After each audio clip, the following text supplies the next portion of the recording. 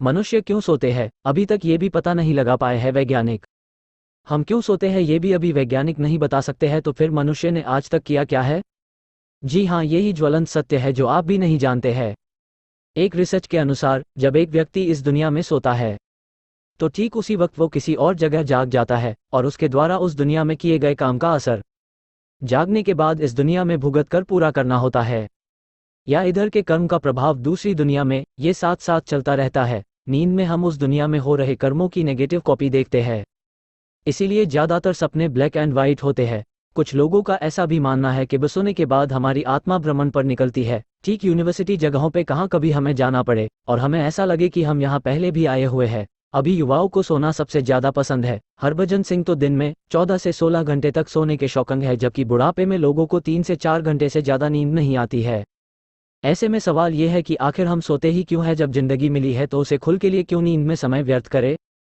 मनुष्य अपने जीवन का 1/3 समय सो के ही गुजार देता है, लेकिन वैज्ञानिक अभी भी प्रमाणित तौर पे ये नहीं तय कर पाए हैं कि आखिर मनुष्य सोता क्यों है। हालांकि इस पे रिसर्च खूब हुआ है, लेकिन इसमें यही बात पता चली है कि सोने के क्या क्या फायदे हैं।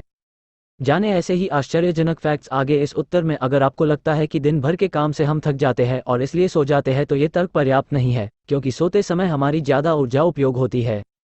क्या आपको पता है कि दिमाग हमारे शरीर का केवल 2% हिस्सा है, जबकि वो फेफड़ों द्वारा सोखी गया प्राणवायु ऑक्सीजन का 20% उपयोग करता है? शरीर एक मशीन है ये तो सही है, लेकिन क्या हम वास्तव में सोते भी हैं? क्योंकि जब हम सोते हैं तब भी हमारा दिमाग काम करते ही रहता है। दिमाग बंद हो जाएगा तो मनुष्य जीवित ही नहीं रहेगा।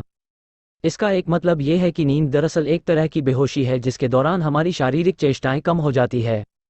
इस पे भी दुनिया के 80% लोग नींद में बड़बड़ाते हैं, और लगभग 15% दुनिया की आबादी को नींद में चलने की बीमारी होती है। नींद से क्या फायदे हैं ये तो वैज्ञानिकों ने रिसर्च से पता कर लिया है। उसमें से कुछ है मांसपेशियों को बढ़ने, ऊतक की मरम्मत और हार्मोन को संश्लेषित करने के लिए, हमारे शरीर को बहाल करने और उसे फिर से जीवंत करने के लिए सोने की लंबी अवधि की आवश्यकता होती है। दुनिया में कई ऐसे भी शख्स हैं जो बीमारी से ही सही लेकिन दशकों से सोए ही नहीं है। पौराणिक इतिहास में भी ऐसे उदाहरण मिल जाते हैं। रामायण में लक्ष्मण भी लगातार 14 वर्षों तक नहीं सोए थे, जबकि उर्मिला उनकी पत्नी इतनी ही अवधि तक सोई ही रही थी। नींद के कारण को समझने के लिए शरीर का एक और तथ्य समझे जो वैज्ञानिक भी नहीं समझा सकते हैं आपको। दिमाग, ब्रेन और माइंड, मन, दो अलग अलग चीजें हैं जो कि शरीर में ही है, लेकिन मन शरीर में कहाँ है ये बात वैज्ञानिक भी नहीं जानते हैं। वो मन ही शरीर में चेतना लाता है और दिमाग को काम में लेता है, अर्थात नियंत्रित करता है। जब ये मन अचेतन हो जाता है तो हम सो जाते हैं। मतलब जब मन थक जाता है दिन भर के क्रियाकलापों से, तो वो ही दिमाग को सुलाने का आदेश देता है।